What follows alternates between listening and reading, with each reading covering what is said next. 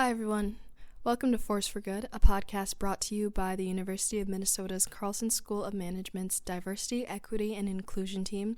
My name is Ceylon Versailles Shiggs, and I'm your host.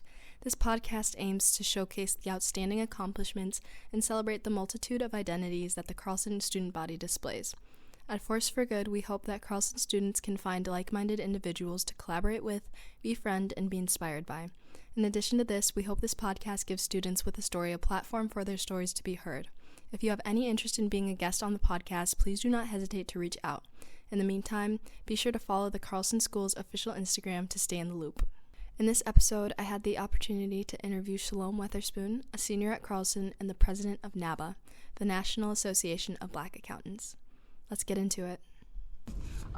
So could you introduce yourself, just a little bit of your background and some of your interests within business, outside of business, and what you do for NABA? Yeah, for sure. I'm Shalom Weatherspoon. I'm a senior here at Carlson studying accounting and finance. I'm from Minneapolis. I grew up here, lived here my whole life.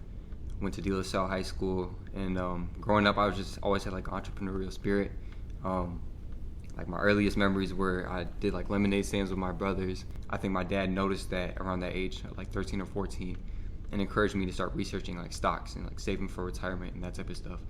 And so that just kind of progressed over time, and that's why I ended up at Carlson. That's cool.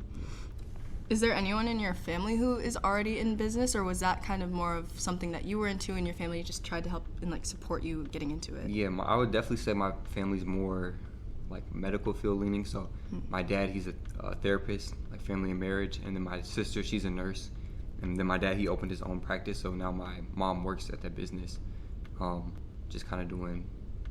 We call it like a super secretary. Like she does all the back end stuff to make it run. So, and she was a teacher for a long time too. So really, not really. I think I really don't know what led me to business. I think something made sense to me with like numbers and saving. I remember like my parents always told me like if you get $3, you put $1 for savings, $1 for donations, $1 for spending. So just like cleaning it up in those envelopes is like probably an early childhood memory of trying to be smart with my money. Yeah, so, for sure. Is there any like cultural heritage or family influences that also may have helped you along your journey here? Yeah, I would say like growing up biracial and seeing the difference between like seeing firsthand the difference in wealth disparity and like the knowledge between the two different cultures definitely drove me to like want to study business and really learn it, just because my white side of the family we're farmers. Like grew up in rural South Dakota, never really had a ton of money, but just knew how to like really save and had the opportunity to do that and invest long term. And then my dad's side of the family was never taught some of that information, and I feel like it was kind of frustrating for me when I was younger, because I'm like, why isn't this readily available to everyone? Like everyone should have equal access to that, and then you can decide what you want to do with your money on your own. But that really drove me to like want to understand it more, and learn what I can, but also share what I learned with my family. Yeah. Are there any values or traditions that you grew up with, you and your family, that shifted your perception on education? That shifted my perception on education. Or like wanting to pursue a college degree versus maybe just going an entrepreneurial route straight out of high school? Yeah. I think I've always just been encouraged by my family to like take advantage of opportunities when they come up, and college was something that was accessible to me, so I just felt right to go into something like that. I know everyone has their own route into business, and maybe they don't have the opportunity, but I did, and I felt like there was a financial support there from Carlson and from the U of M, and so I just try to take advantage of every opportunity I got. Yeah. Are there any resources you would point prospective students to if they were seeking financial support to get into college and maybe they didn't have it from family? Yeah, I would just say like getting into high school, just being involved in a lot of different communities. Like sports are great, the stuff that your school offers is great, but also volunteering in other communities. I think that helped me open up a lot of opportunities to different scholarships, just because I was so involved. Like I got one through my church, I got one through the U of M, I had another one from it was like, it's kind of like a notary club or something. I don't remember the direct involvement, but I just went to a few, and I was like the only college student there. So I think just being involved in a lot of different networks will open up opportunities for scholarships for sure. Yeah. Could you tell me a little bit about one of your favorite volunteering experiences? My favorite volunteering experiences? Oh, I have a ton. But I would say, like, just off the top of my mind was coaching basketball. I coached basketball throughout high school for 3 years, and I think it just really challenged me as a leader, because I think before that point, my idea of a leader was always, like, you know everything, and everyone else around you should just, like, kind of follow suit. Kind of like a teacher. Like, they come to class, they know all the information, you learn from them. But then I tried to apply that to basketball, coaching, like, 11 and 12-year-olds, and some of them are coming to practice straight from school. Some of them love basketball, so they're super engaged. Some of them don't care, like, their parents are just dropping them off. And it really challenged me, like, to step back and say, hey, like, I need to understand what the values are of each player. And at the time, I didn't realize this at the time for sure. Like, that's just kind of how I ended up figuring out my own coaching style. But, like, as I reflected on it more, I think being an effective leader in that space, I had to connect with each player individually, and then connect them to someone that they trusted that could, like, encourage them to grow as a player. So that was a great experience, because it taught me a completely different leadership style, and I think now I definitely lean more towards that. So you played basketball. I played soccer in high school. Okay, yeah, me too. And so growing up, like, I would have all my favorite role models. All my idols were, like, the captain of the U.S. team, so like Megan Rapinoe, for example. Do you have any idols that inspired you on your journey? I would say my dad, probably.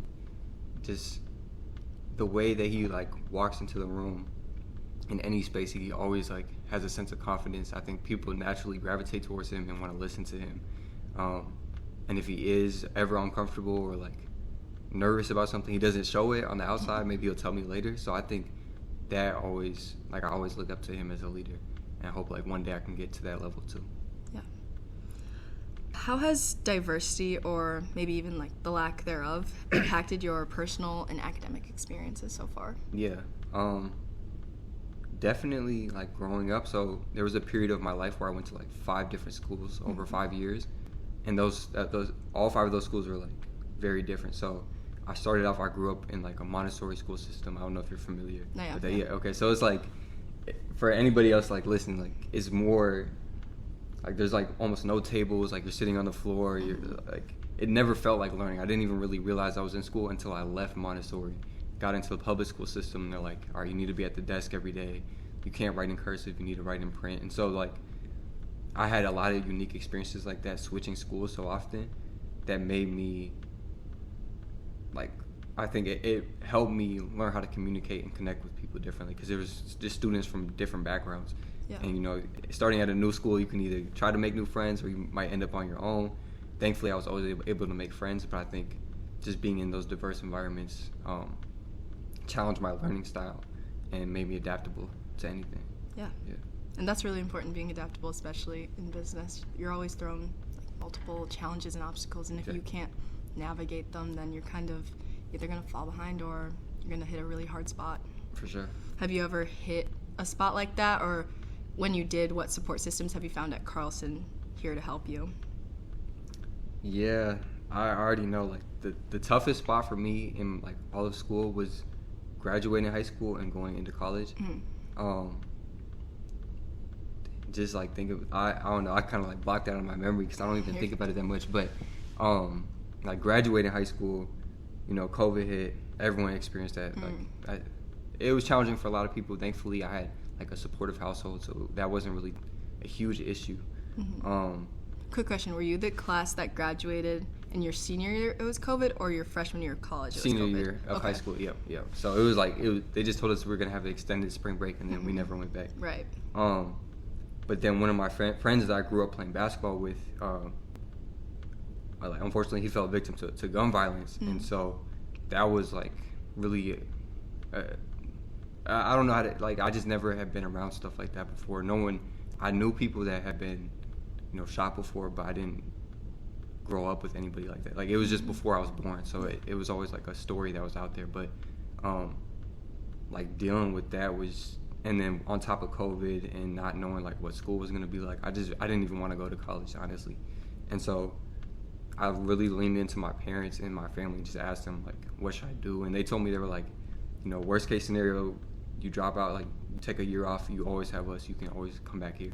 Like just go out and try, like just keep pushing through. So that's what I decided to do, and it worked out. But that was definitely like, I feel like a make or break moment for me in academics, because I don't know if I would have went back to school after that. Yeah. How do you think that NABA contributes to diversifying this school? Yeah, I think, and this is my experience, but I think a lot of black students have the same experience, like coming into finance or accounting or business school, you kind of have this idea of what a business student is. Like you kind of have that frat bro in mind, whatever. And that, for a lot of people, that deters them from even studying it at all, because it's just like, I already know what it's going to be like. And I think NABA really gave me that sense of community where, some of my classes, honestly, I'm the only black person, especially at like upper level accounting and finance classes. And that's not to say that I feel alienated by that, but it definitely helps where I know there's going to be a few times in the week where I can just be around other students who are like me, come from similar backgrounds. I can just ping ideas off of them. So I think Carlson is a great place for that, because you have people from so many different backgrounds that aren't like mine, and so I can always go out and experience something new through like conversations with other people. But I also feel like NABA's built up an environment where I have like a home now at Carlson too. Yeah. When did you join NABA? I joined my sophomore year. Okay, cool. And then when did you start getting involved with exec board or committee? Or I know you do internships there, right? Yeah. They didn't have an intern program when I joined, and like my freshman year, they were doing all virtual events. I wasn't actually involved at all, but John T. Austin, my advisor, academic advisor, he recommended that I joined, because I think he was an advisor for us for a long time, for NABA.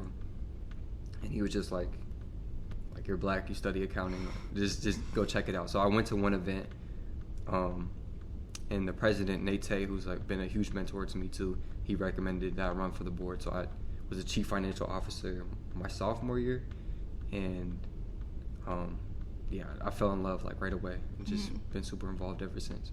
Could you tell, for those who don't know about NABA, maybe could you tell us a little bit about its origins and how the chapter opened at the U? Yeah, for sure.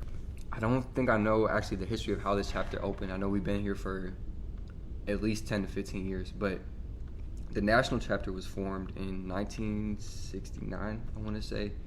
But it was basically just like kind of the work that we're doing now. There was a few like higher ups in accounting, in the accounting industry or finance industry, and they realized like we're kind of the only ones here, or we feel like it shouldn't be like this, and so they were looking to make changes through schools and through professional chapters too, and so then it just expanded over the next 50 years to becoming a national organization. But yeah, it was founded in New York. Oh, cool. What value do you see in having a student org with initiatives such as those as NABA? The value in it, I think I would break it up into two parts. Well, one, just on the personal level, it's always, I think everyone appreciates being in some type of group or some type of friend group where you just feel accepted for who you are. You're in the world, like work is so diverse, school is so diverse, you're never going to be like around people that are just like you all the time, especially if you're a minority. But I think that's an important from the social aspect, but then also from the business perspective too, is it's definitely, NABA is like a confidence booster. Because I mean, I follow this all the time, and I know my board members feel the same way. But there's times where like school is just kind of like, you get beat down, and then you look around the room and you don't really have anyone in your class that you're cool with, or like is going through that. And the great thing about our board now is there's so many of us that a lot of us have taken similar classes before them, and so like we're like the transfer information, we're like, oh, you should take this professor, or I really had a great time with this professor, you talk to them. It's funny, one of our board members, he's a TA for another one of our board members' class, so he's like, oh, okay, it's like they pretty much get one-on-one tutoring at our board meetings or whatever. So I think like the academic experience and the social experience is like why student orgs are so important, especially like ours. Yeah. What are some current projects that NABA's working on right now? Current projects.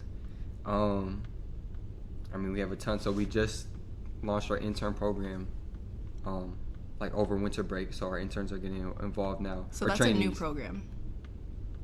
It's our second year doing it. It's your second year? Yeah, okay, but we expanded it. So last year it was three trainees, and now it's 5. Cool.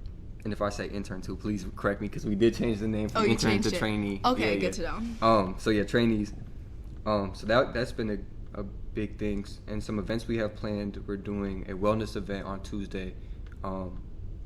Kind of backtracking a little bit, but like when I joined NABA, it was really about professional development and landing internships, and that was like the main focus. And that still is a huge focus of ours, but you know, a lot of recruiting is done in the fall. So then the spring semester, we would kind of be left with like, okay, what's next? And we would kind of fill it in.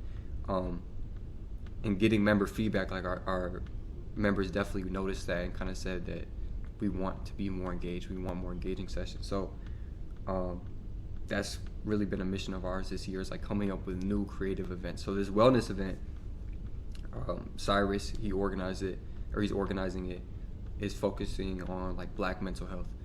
And so we're gonna do like yoga, there's gonna be smoothies, like positive affirmation, all this stuff that you wouldn't really equate with accounting or like correlate to it, but we think it's going to help drive the bigger mission of our board, which is lifting as we climb. And so mental health is a big part of that too. For prospective members, where would you say is a good place to start getting involved with NABA? Especially times like these where it's already spring semester. I feel like a lot of people feel like they can't join student orgs unless it's right in the fall. Yeah. And so that's why like our student org, I know there's some student orgs where, you know, attendance is mandatory, like that type of stuff. We have a very open door policy, and we want it to be like, come and get what you need, but then also if you feel like you took something from this, like come back and contribute and help to someone else. So you can show up to any of our events, and we really make we really try to have a purpose of like welcoming people in. Like if I don't know you and I haven't seen you at any of our events, like I'm going to try to come up to you and talk to you and be like, welcome in. Is there like, what's your major? What are you interested in? So the best place to start is anywhere. Pick a day, whatever you're free. Just come in, say hi. I'm Shalom, so feel free to say hi to me in the hallways. But yeah. Awesome. And for students who maybe are already in NABA, or maybe students who aren't in NABA but do want to get involved somehow with the university, who want to step into leadership roles, what skills would you recommend that they work on refining to help them get to where they want to go? Yeah, I think communication is the biggest thing. Being able to communicate on diverse teams that's just like that skill set's going to take you far regardless, student org or not. But I also think being really organized, I think the more organized we've gotten as a board, the better events we can host, because we're applying for funding earlier. We're doing like detailed event planning, so we know what's going on like every 15 minutes. We're assigning people different roles. So just like being proactive and organized is going to help you in your board position to like make changes in your board, but also like host great events too. Yeah, so for sure. And is there anything else before we kind of go to the next section? Is there anything else you'd like to highlight about NABA? Anything I would like to highlight? Any shout outs? Yeah. I would shout out, well actually, yeah, I'll shout out the whole board. You guys have made this all possible. Like, I've just had such a great time this year. I love my board so much. Shout out the sponsors too. Like, our sponsors have been super involved this year, which is I won't even say crazy to see, because they've always been capable, but I think we just communicated that earlier on, that we want to see them come up with their own unique events and like really network with students. So shout out to them too. So now moving on into the next section, maybe some more of the challenges that you've had to go through, and you've already kind of spoke on some of them. But if you're comfortable, could you share any challenges you've faced while being president of NABA specifically, and how you've overcome those obstacles? Challenges I faced? I'm trying to pick a good one that I can just sum up in like 2 minutes or less, because I could talk all day about the challenges I've had. And I think the main challenge is like, now we're at a point is being able maybe to say no to some events, just because we've planned out so much for this semester and it's easier like early on the semester to be like overcommitted to stuff because you have all the energy. We're coming off of winter break. Yeah. We're like, it's fine, we'll do this, we can do that, but then like actually halfway through the semester, it's a little bit harder to execute on some of them. So I think that's been a challenge, is just turning down some events just because we're already full packed right now. And are those events that the board is brainstorming, or are those events that sponsors are coming to you with? Some of them are just like internal, but some of them are also collab events, like other student groups wanting to work with us. And so we, of course, want to work with all student groups, but then it's sometimes it gets too packed if we're having like 2 events, 3 events in a week. Yeah. Just back to back like that. So that's been challenging, but I think still keeping that communication open with those student orgs and saying, hey, like, we're already hosting this. Do you want to join what we already have going on? Like, we can still collab in that way. That's been a great way to kind of get around that, or start planning ahead for the fall semester too. Yeah. Are there any support systems from NABA that have been key to your success as president? Yeah, I'm gonna give a special shout out to Aisha. This lady she's so organized. Like, all the events, she's super detail oriented. We have a lot of creative thinkers on our board, and I really like want to give a lot of credit to her that she helps like put that down on paper and make it like a very actionable plan. So she's in my opinion, she's been like a backbone of the organization for sure. That's amazing. Yeah, thank you so much for your time. Are there any questions that I maybe didn't ask you, something you want to talk about that we didn't get to cover? No, I think you asked some really like deep questions. I know you sent them to me before I looked them over, but I'm like, now answering them, I think you really got like a good picture of kind of the work that we've been doing. Great. I really appreciate you having me too. Yeah, no, of course. NABA was, once we knew we wanted to do a student leadership series, I was like, well, I already know who I wanted to do. So, yeah, well, thank you so much. Thank you.